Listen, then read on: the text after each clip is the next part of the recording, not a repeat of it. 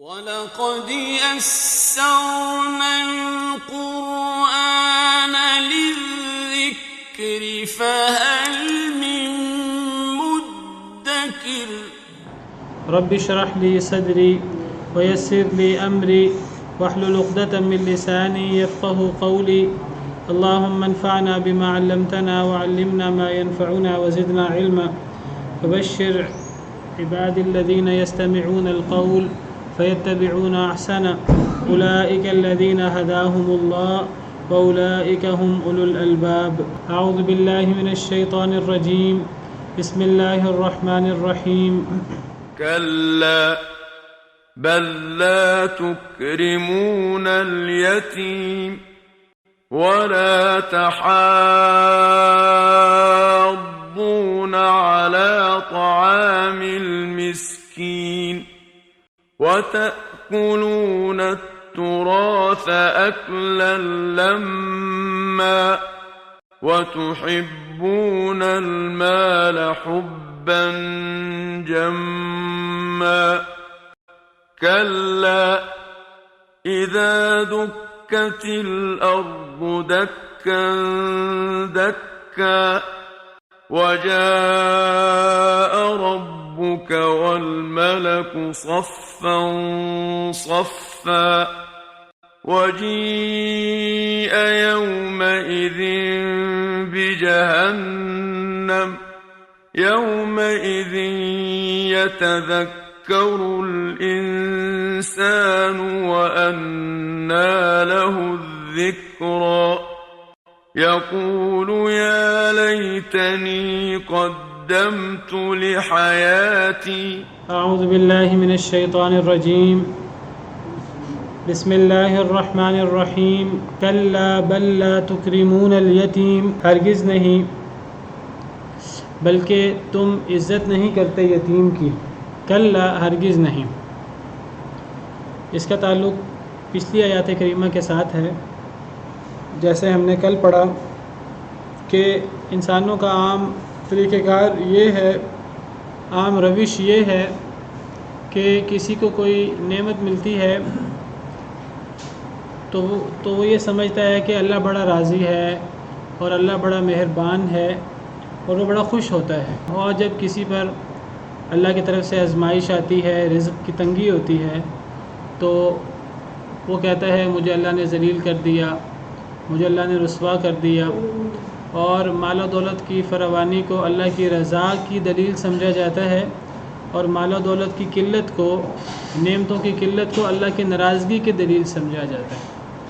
تو یہ مال و دولت کی فراوانی ہو یا مال و دولت کی قلت ہو، یہ ہر صورت میں یہ اللہ کی رضامندی اور اللہ کی عدم رضا کی دلیل نہیں ہے، بلکہ یہ اللہ رب العالمین کی تقسیم ہے.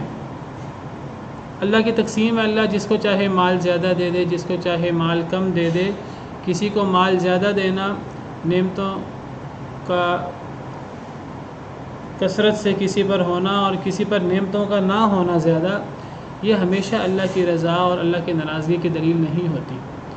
یہ دونوں چیزیں اللہ کی آزمائش ہیں، اور اللہ نے دونوں صورتوں میں انسان سے تقاضا کیا ہے کہ انسان کو اللہ کی طرف سے نعمت ملے، انسان پھر بھی راضی ہو، انسان اللہ کا شکر ادا کرے، فخر نہ کرے. اور اگر انسان کو اللہ کی طرف سے نعمت نہ ملے، آزمائش ہو، تو انسان پھر بھی اللہ کی تقدیر پر راضی ہو اور انسان صبر کا مظاہرہ کرے، اور انسان جو ہے وہ مایوسی اور جزا فضا کا اظہار نہ کرے.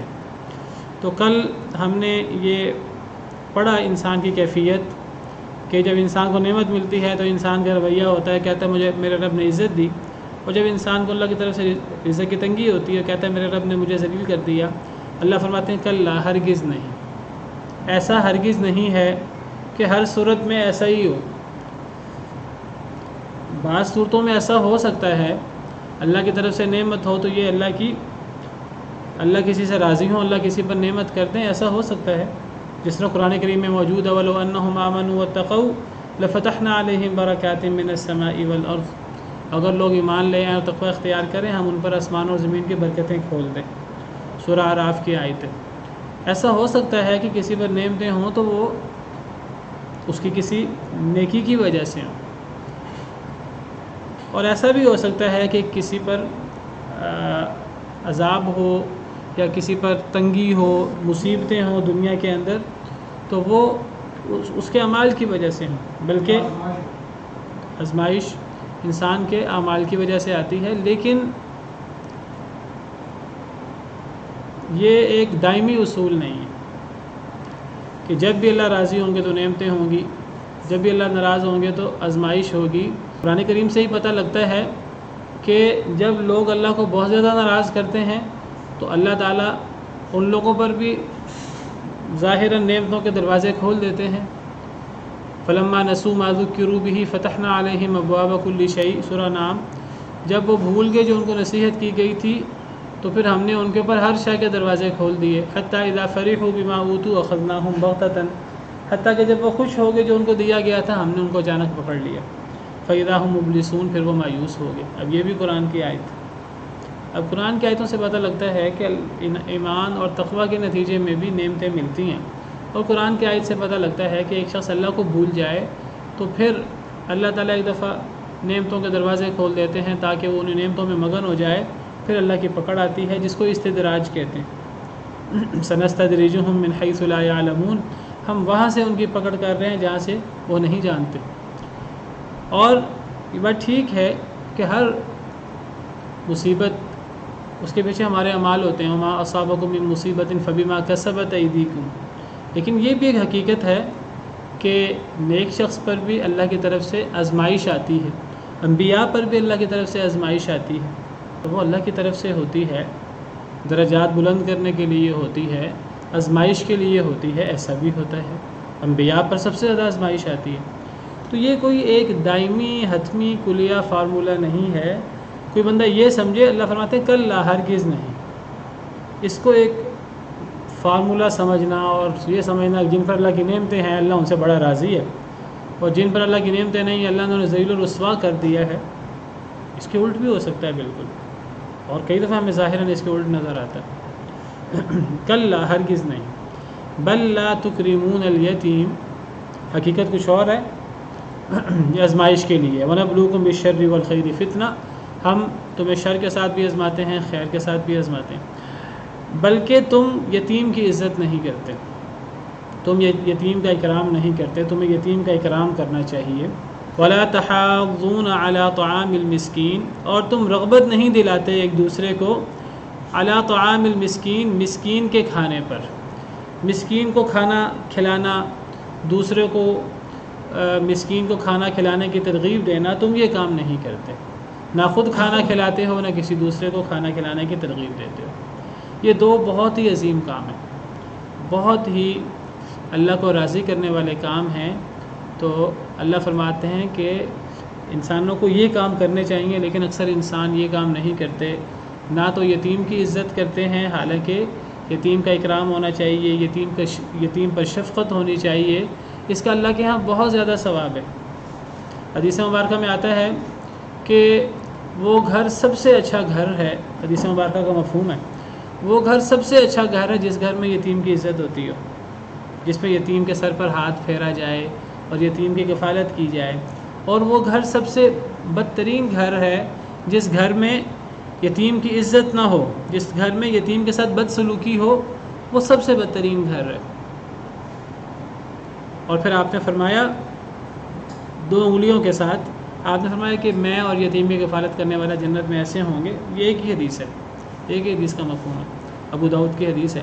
آپ نے فرمایا میں اور یتیم کی کفالت کرنے والے جنت میں ایسے ہوں گے جیسے یہ دو انگلیاں، جس طرح یہ دو انگلیاں بالکل ساتھ ہیں، تو یتیم کی کفالت کرنے والا، یتیم کے سر پر ہاتھ پھیرنے والا خوش قسمت قیامت کے دن میرے ساتھ اس طرح ہوگا۔ سبحان اللہ، بہت بڑی سعادت ہے یتیم کا اکرام کرنا، یتیم کے سر پہ شفقت کا ہاتھ رکھنا، اور جب یہ اتنے بڑا نیکی ہے تو پھر اس کے الٹ کرنا، یتیم سے بد سلوکی کرنا، یہ سب سے بدترین گھر ہے اور یہ بہت بڑا جرم ہے۔ جی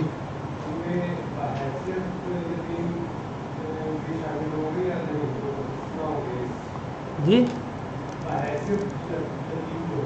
جی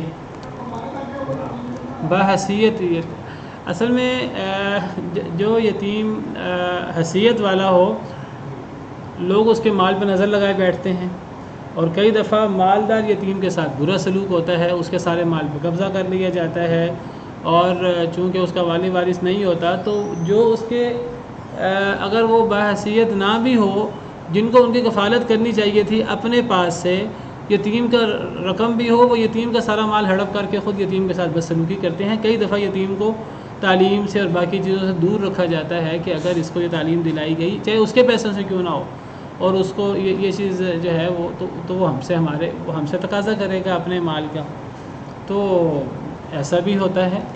تو یتیم وہ اس کے پاس کچھ نہیں ہے، زیادہ تر یتیم کا والی وارث کوئی نہیں ہوتا، اور کئی دفعہ اس کے پاس رقم بھی نہیں ہوتی، تو اس کا بھی اکرام کرنا ہے، اس پر بھی شفقت کرنی ہے، اور کئی دفعہ یتیم کے پاس مال ہوتا ہے پھر بھی یتیم اس مال سے فائدہ نہیں اٹھا پاتا، تو یتیم کی پھر بھی کفالت کرنی چاہیے، پھر بھی شفقت کرنی چاہیے، دونوں صورتوں میں یتیم پہ شفقت کرنی چاہیے۔ جی کون؟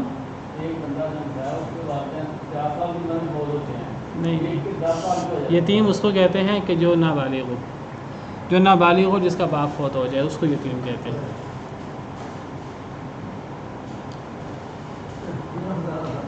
جی جو بالغ ہو جائے پھر وہ یتیم، اس کو یتیم نہیں کہتے، پھر وہ یتیم نہیں رہتا۔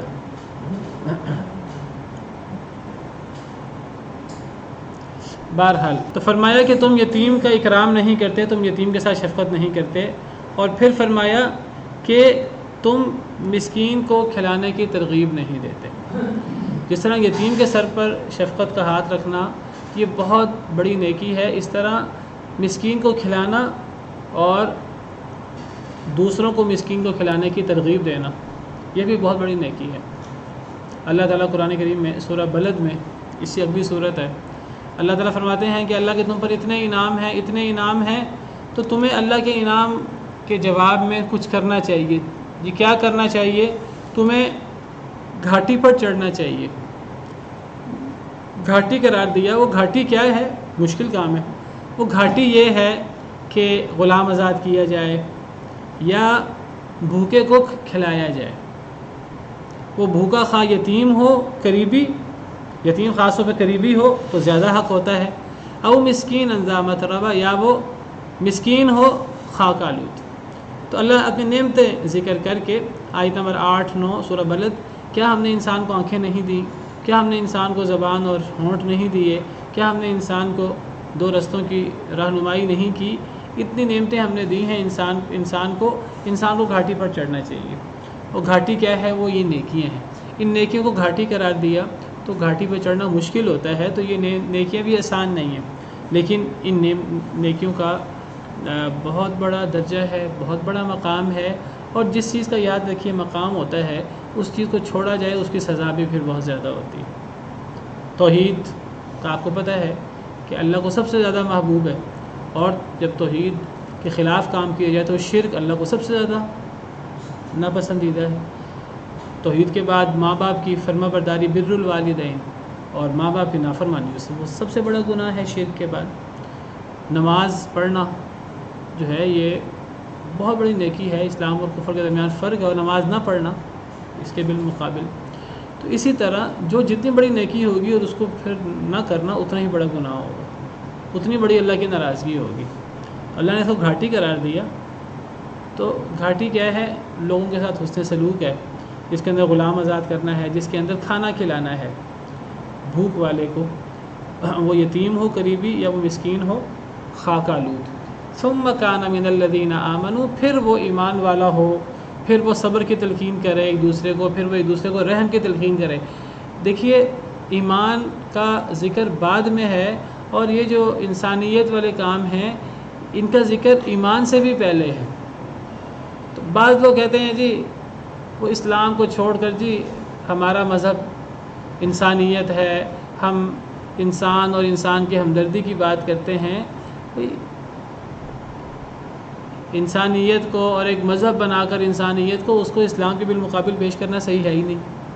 اسلام تو سب سے زیادہ انسانیت پر اور ان چیزوں پر توجہ دلاتا ہے، تو اسلام کے اندر سب سے زیادہ ان چیزوں کی اہمیت ہے۔ نبی کریم صلی اللہ علیہ وسلم نبی بننے سے پہلے بھی اور نبی بننے کے بعد بھی آپ مہمان نوازی کرتے تھے، آپ یتیموں کا دھیان رکھتے تھے، مسکینوں کی آپ مدد کر دیتے تھے، آپ کسی بوجھ والے کا بوجھ بٹا دیتے تھے.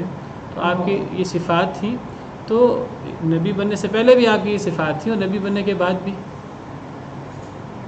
تو ان چیزوں کو اسلام کے بالمقابل پیش نہیں کرنا چاہیے. یہ سب چیزیں اسلام کے اندر موجود ہیں اور اللہ تعالیٰ نے ان کی طرف توجہ دلائی ہے. تو فرمایا کہ تم یتیم کا اکرام نہیں کرتے اور تم غریب کی مسکین کو تم غریب کے کھانے پر توجہ نہیں دلاتے. ایک آیت میں تو جو بندہ کھانا نہ کھلائے یا کھانا کھلانے کی ترغیب نہ دے تو اسے جہنمیوں کی صفات قرار دیا گیا.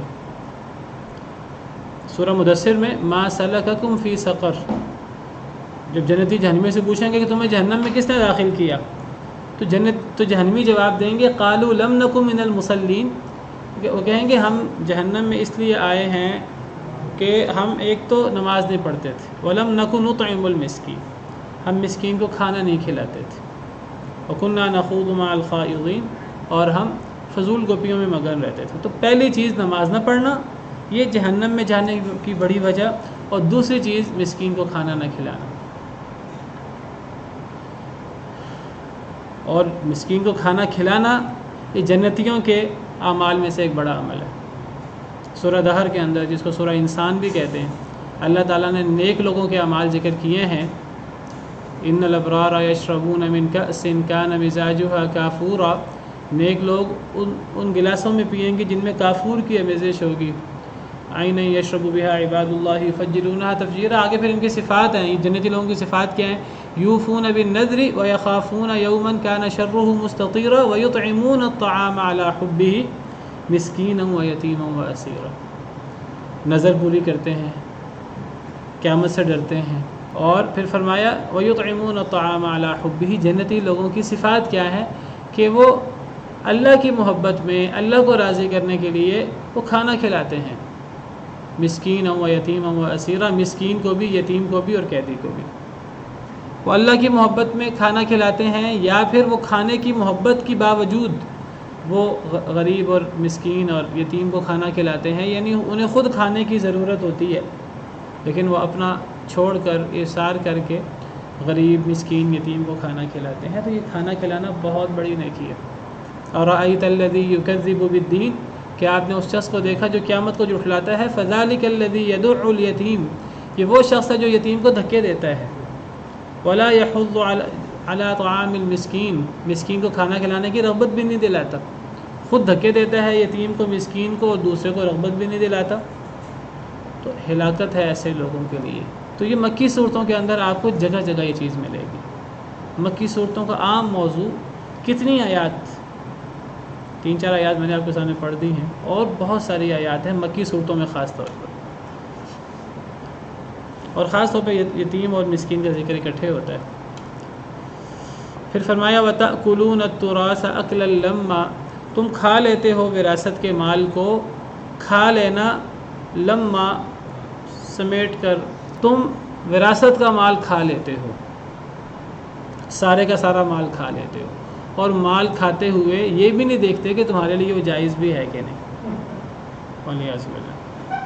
یہ جاہلیت میں بھی تھا، اور آج کا دور 21ویں صدی ہم بڑا ترقی یافتہ سمجھتے ہیں اپنے آپ کو. آج اس سے بھی بڑی جاہلیت، اللہ معاف کرے.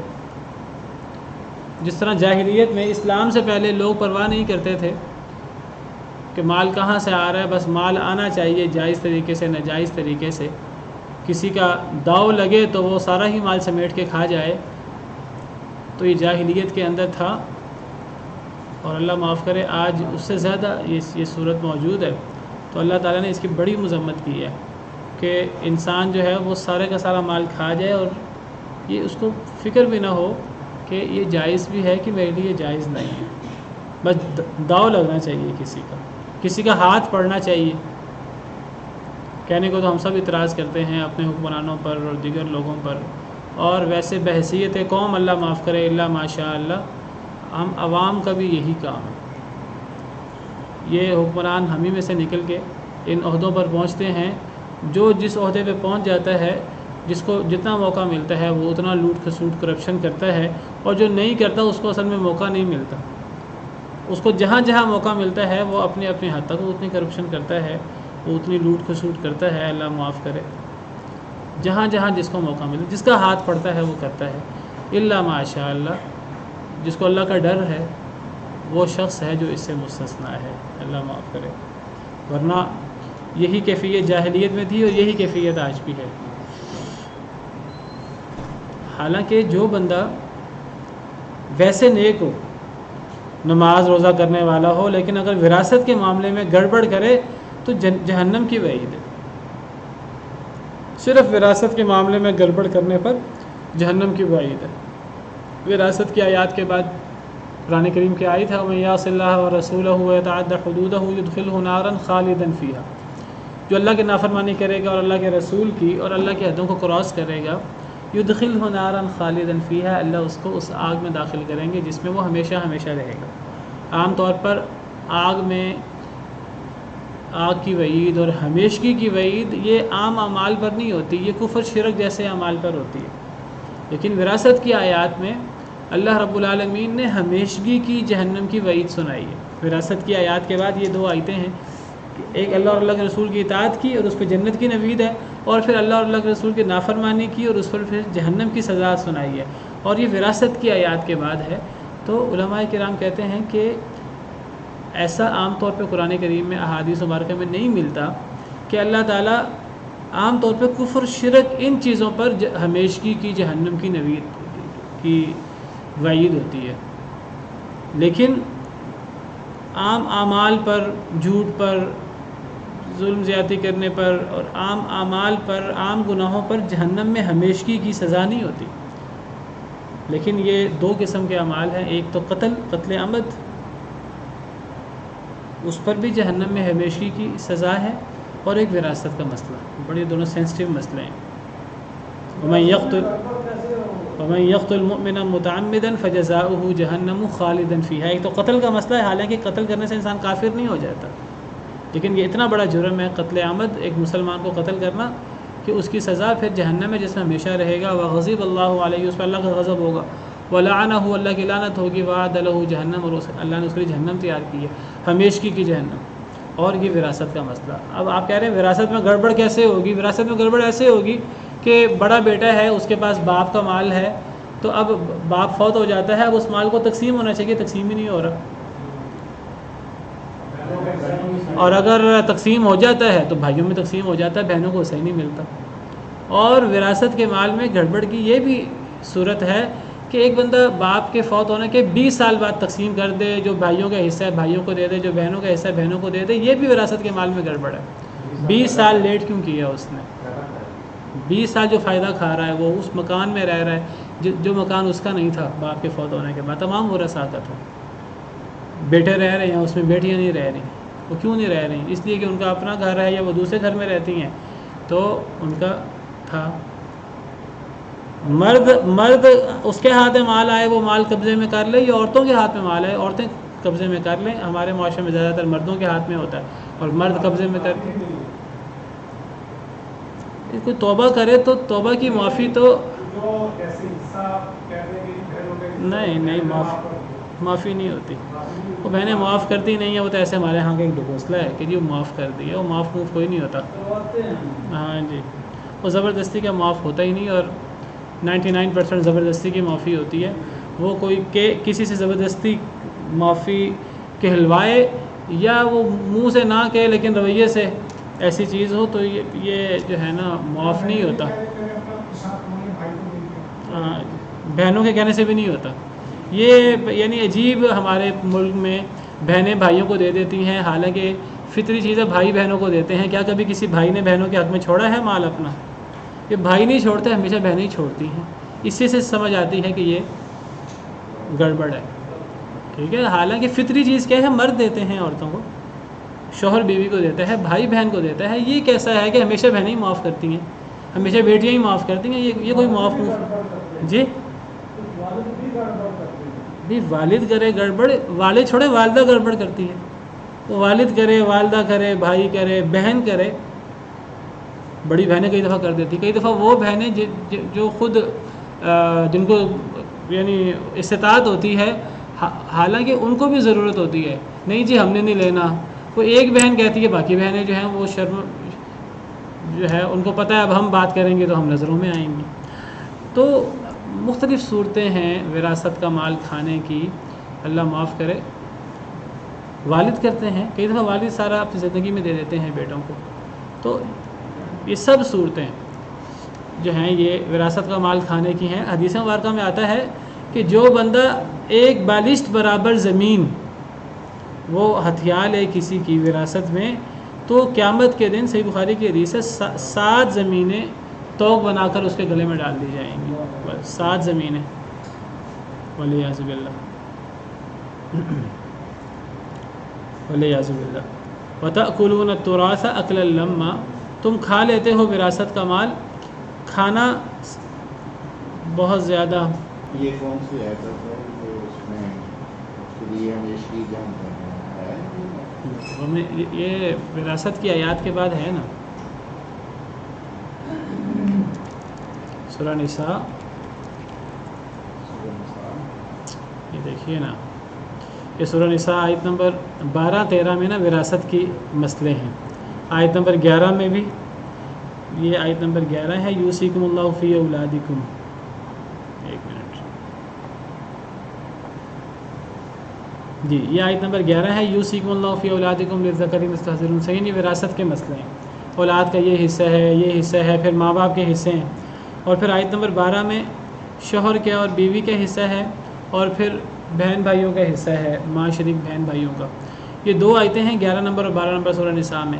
پھر یہ آیت نمبر 13 ہے، یہ اللہ کی حدیں ہیں وراثت۔ پھر جو ان معاملات میں اللہ اور اللہ کے رسول کی اطاعت کرے، عمومی بھی مراد ہے اور خاص طور پہ وراثت کا ذکر ہو رہا ہے، تو اللہ اس کو باغات میں داخل کریں گے جن کے نیچے سے نہریں بہتی ہیں، وہ ان میں ہمیشہ ہمیشہ رہے گا، اور یہ بڑی کامیابی ہے۔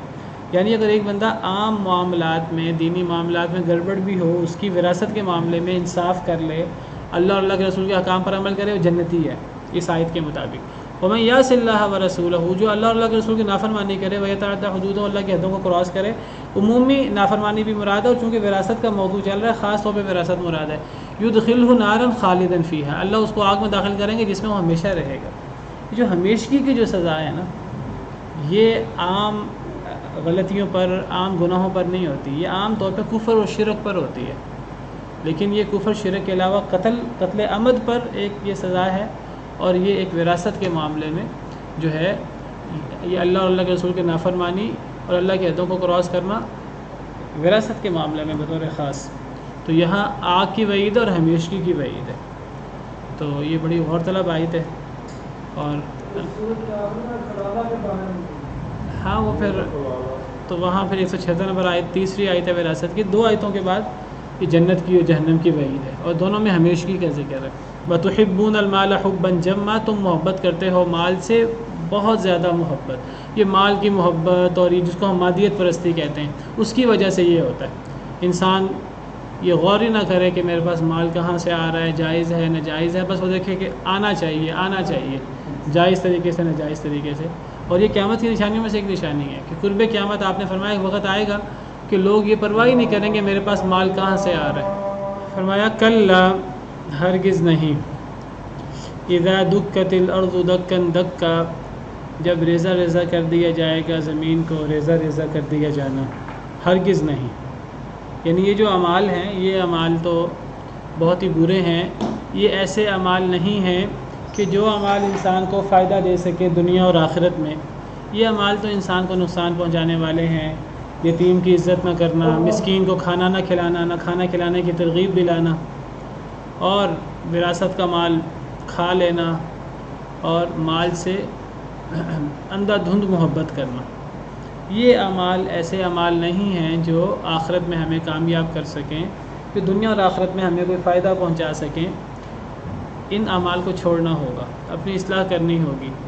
اذا دکت الارض دکن دکا، جب ریزہ ریزہ کر دیا جائے گا زمین کو ریزہ ریزہ کر دیا جانا، یہ دکت، دال کاف کاف، پیس دینا کسی چیز کو ریزہ ریزہ کر دینا، پیچھے ہم پڑھ چکے ہیں سورہ حاقہ میں، وحملت الارض والجبال فدکتا دکتا واحدہ، کہ زمین کو اور پہاڑوں کو اٹھایا جائے گا اور ایک ہی دفعہ انہیں پیس کر رکھ دیا جائے گا، ریزہ ریزہ کر دیا جائے گا ایک ہی مرتبہ۔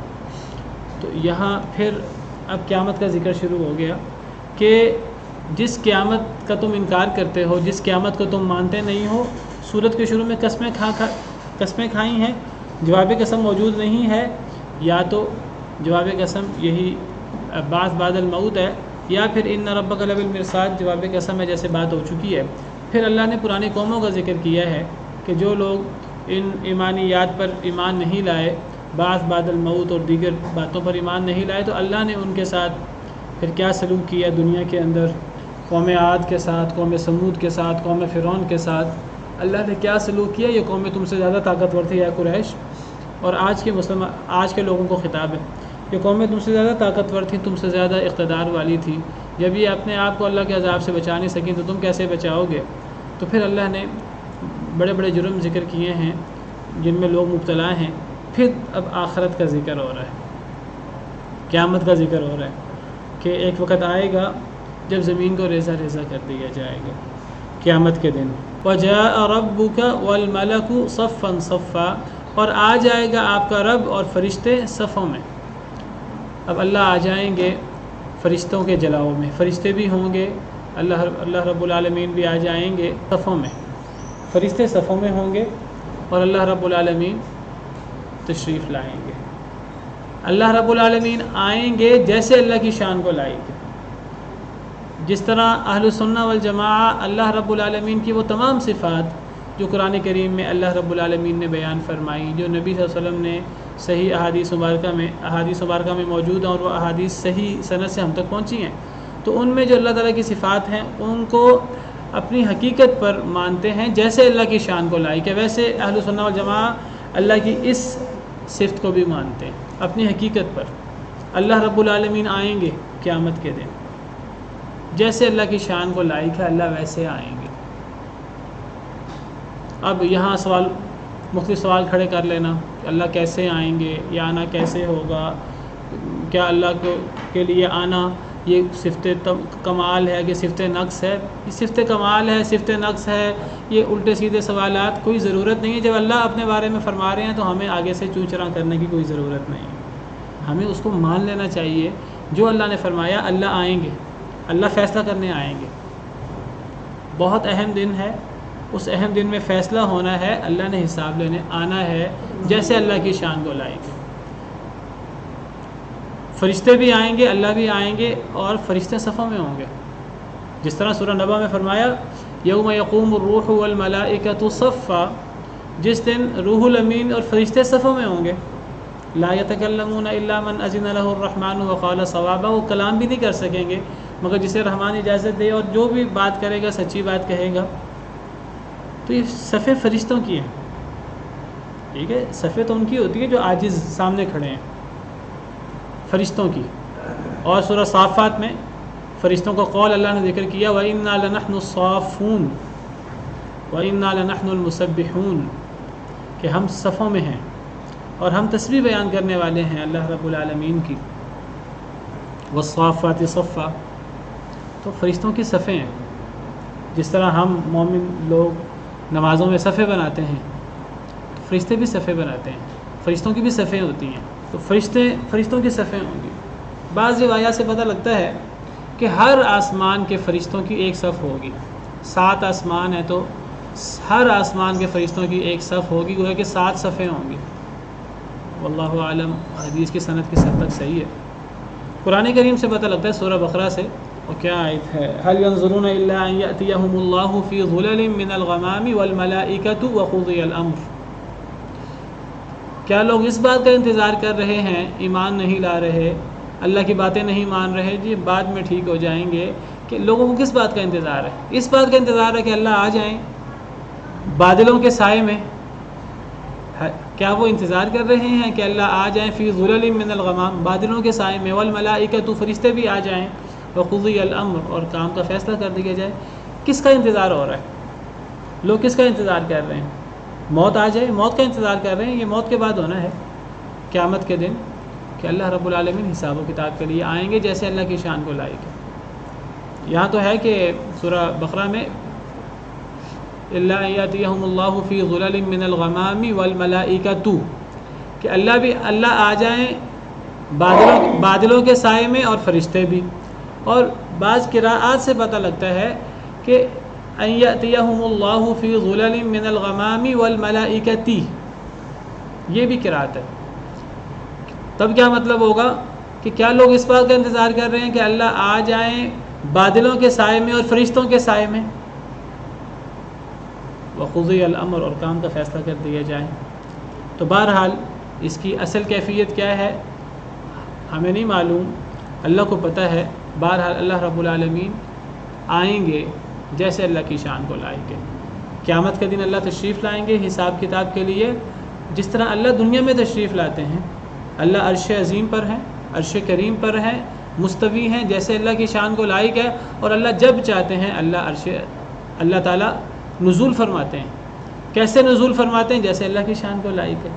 یوم عرفہ کو جو آنے والا ہے اللہ نزول فرماتے ہیں جیسے اللہ کی شان کو لائق ہے. ہر رات کو آخری تہائی حصے میں اللہ رب العالمین آسمان دنیا پہ نزول فرماتے ہیں. ینزل ربنا تبارک و تعالی، حدیث مبارکہ ہے، صحیح حدیث ہے کہ اللہ رب العالمین نزول فرماتے ہیں ہر رات کے آخری تہائی حصے میں. کیسے نزول ہوتا ہے اللہ کا؟ جیسے اللہ کی شان کو لائق. اور نزول کا مطلب یہ ہے کہ اوپر سے نیچے نزول ہوتا ہے جیسے اللہ کی شان کو لائق ہے. ہم مزید تفصیلات میں نہیں جاتے، جو تفصیلات ہمیں پتہ نہیں ہیں. ہم کہتے ہیں جیسے اللہ کی شان کو لائق ہے، جیسے اللہ کا نزول فرمانا برحق ہے، اپنے حقیقت پر ہے، اور جیسے اللہ کی شان کو لائق ہے ویسے اللہ رب العالمین کا عرش پہ مستوی ہونا بھی برحق ہے. جیسے اللہ کی شان کو لائق ہے ویسے اللہ رب العالمین کا قیامت کے دن آنا یہ بھی برحق ہے جیسے اللہ کی شان کو لائق ہے. وجاء رب، اور یہی اہل سنہ والجماعہ کا عقیدہ ہے. اور بہت سارے گروہ ہیں جو مسلمان کہلاتے ہیں اپنے آپ کو. قرآن کریم کی واضح آیات کہ اللہ رب العالمین آئیں گے، وہ کہتے ہیں اللہ نہیں آئیں گے. وہ کہتے ہیں اللہ کے بارے میں آنے کا لفظ استعمال کرنا یہ صحیح نہیں ہے. عطا کا لفظ استعمال کرنا اللہ کے بارے میں، یا جہاں کا لفظ استعمال کرنا صحیح نہیں ہے. ہم تو کہتے ہیں کہ ہمیں نہیں پتہ صحیح ہے کہ نہیں، قرآن نے استعمال کیے ہے.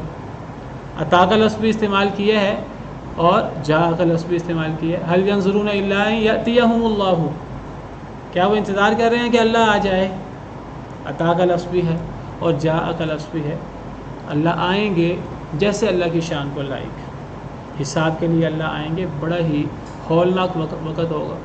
بعض روایات سے پتہ لگتا ہے کہ جب اللہ رب العالمین تشریف لائیں گے تو جہنم، یہاں سے بھی پتہ لگ رہا ہے وجیء یومئذ بجہنم، جہنم کو لے آیا جائے گا. اللہ آئیں گے تو جہنم کو لایا جائے گا، اور جہنم جو ہے وہ سامنے جو ہے وہ لائی جائے گی، سب کو نظر آ رہی ہوگی. تو سب لوگ خوف زدہ ہو جائیں گے، جس میں نبی بھی ہوں گے. وہ ایسا موقع ہوگا کہ اس وقت نبی بھی اللہ سے پناہ مانگیں گے جہنم سے، اور نفسی کا جو ہے وہ نفسا نفسی کا وقت ہوگا. والعیاذ باللہ. وجیء یومئذ بجہنم، لایا جائے گا اس دن جہنم کو. جہنم کو بھی لایا جائے گا گھسیٹ کر. کون لائے گا؟ فرشتے لائیں گے. کتنے فرشتے لائیں گے؟ جہنم کی 70,000 لگامیں ہوں گی، 70,000، اور ہر لگام کو کھینچنے والے 70,000 فرشتے ہوں گے. اتنی بڑی جہنم ہے. اس جہنم کو لایا جائے گا اور لا کر اویزاں کر دیا جائے گا. حدیث مبارکہ صحیح مسلم کی حدیث ہے. سیدنا عبداللہ بن مسعود راوی ہیں کہ نبی کریم صلی اللہ علیہ وسلم نے فرمایا یؤتی بجہنم یومئذ، لایا جائے گا جہنم کو اس دن، لہا 70,000 زمام، جہنم کی 70,000 لگامیں ہوں گی. مع کل زمام 70,000 ملک یجرونہا، صحیح مسلم کی حدیث ہے. ہر لگام کے ساتھ 70,000 فرشتے اس کو کھینچ رہے، اس کو گھسیٹ رہے ہوں گے. 70,000 ضرب 70,000 کر لیں آپ، اتنے فرشتے جہنم کو گھسیٹ رہے ہوں گے. 49 کروڑ کتنا بنتا ہے؟ اتنے فرشتے جو ہیں، حالانکہ فرشتے کتنے طاقتور ہیں. ایک فرشتہ جو ہے وہ اللہ کے حکم سے بستی کو الٹا کے رکھ دے. تو 70,000 فرشتے جو ہیں، یہ ہر 70,000 لگامیں ہوں گی، ہر لگام کے ساتھ 70,000 فرشتے. والعیاذ باللہ. وجیء یومئذ بجہنم، لایا جائے گا اس دن جہنم کو بھی. یومئذ یتذکر الانسان وانى له الذکریٰ، اس دن نصیحت پکڑے گا انسان، اور کہاں سے ہوگی اس کے لیے نصیحت؟ اس دن انسان کو نصیحت ہوگی کاش کہ میں اس دن کے لیے کچھ کر لیتا، کاش کہ میں اپنی اصلاح کر لیتا، کاش کہ میں دنیا اچھی گزار لیتا، کاش کہ میں اللہ کی بات مان لیتا، کاش کہ میں ایمان لے آتا، کاش کاش میں قرآن میں سارے کاش موجود ہیں۔ اس دن انسان نصیحت پکڑے گا، لیکن اب نصیحت نہیں آ سکتی، اب نصیحت کا کوئی فائدہ نہیں ہے، کیونکہ نصیحت کا فائدہ موت سے پہلے۔ موت کے وقت دعائیاں دے انسان، گر گڑائے، کوئی فائدہ نہیں۔ مرنے کے بعد قبر کے اندر عذاب ہو، انسان دعائیاں دے، کوئی فائدہ نہیں۔ قیامت کے دن انسان دعائیاں دے، کوئی فائدہ نہیں۔ یہ فائدہ تو مرنے سے پہلے ہے۔ اس دن انسان نصیحت پکڑے گا، لیکن کہاں سے ہوگی اس کے لیے نصیحت؟ یقول یا لیتنی قدمت لحیاتی، وہ کہے گا ہائے کاش میں نے کچھ آگے بھیجا ہوتا اپنی زندگی کے لیے۔ اس دن انسان کہے گا کاش کہ میں نے اپنی زندگی کے لیے کچھ آگے بھیجا ہوتا، دنیا میں میں کچھ کام کر کے آتا جو مجھے میری زندگی میں فائدہ دیتا۔ زندگی کیا ہے؟ زندگی آخرت کی زندگی ہے۔ دنیا کی زندگی تو کوئی حیثیت نہیں رکھتی۔ یہاں یہ نہیں کہا کہ اس دن انسان کہے گا کاش کہ میں نے اپنے اخروی زندگی کے لیے کچھ آگے بھیجا ہوتا۔ یہاں اس کو حقیقی زندگی اس کو قرار دی ہے۔ اصل زندگی ہے ہی وہ جو ہمیشہ ہمیشہ کی زندگی ہے۔ یہ دنیا کی زندگی تو بہت عارضی، سانس کی ایک ڈوری ہی ہے، اور کیا ہے؟ کچھ بھی، پانی کا بلبلہ ہی ہے، اور کیا ہے؟ کچھ بھی نہیں ہے، کسی وقت ختم ہو جاتا ہے، اور ختم ہونے کے لیے کوئی بڑھاپے کی، کوئی مریض ہونے کی کوئی ضرورت بھی نہیں ہے۔ جیتے جاگتے لوگ، صحت مند لوگ، 19-20 سال کے لوگ چلے جاتے ہیں، کوئی پتہ نہیں لگتا، ایکسیڈنٹ میں چلے جاتے ہیں، ایکسیڈنٹ کے بغیر بھی چلے جاتے ہیں، سوتے ہیں، اٹھتے نہیں ہیں۔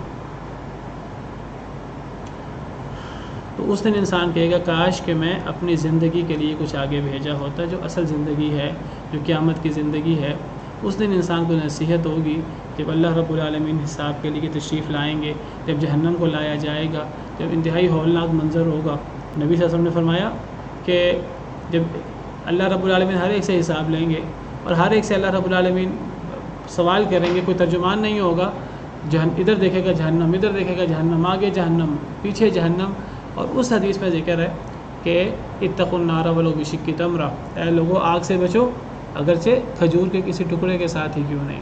صدقہ جو ہے وہ اس اللہ کے غصے کو ٹھنڈا کرتا ہے، چاہے وہ صدقہ تھوڑا ہی کیوں نہ ہو، کھجور کے ٹکڑے کے برابر ہی کیوں نہ ہو۔ تو بہرحال آخرت کے لیے کچھ کرنا ہے، انسان کرے گا تو فائدہ ہے، نہیں کرے گا تو پھر قیامت کے دن انسان دعائیاں دے گا، اور قیامت کے دن افسوس کرے گا۔ آخرت تو آنی ہی آنی، کوئی مانے یا نہ مانے، تیاری کرے یا نہ کرے، آخرت تو آنی ہی آنی ہے، اصل زندگی آنی ہی آنی ہے۔ یہ عارضی زندگی ہے، عارضی سفر ہے، جس کے اندر ہم نے آخرت کی تیاری کرنی ہے۔ اللہ تعالی ہمیں آخرت کی تیاری کی توفیق عطا فرمائے۔ وآخر دعوانا ان الحمد للہ رب العالمین۔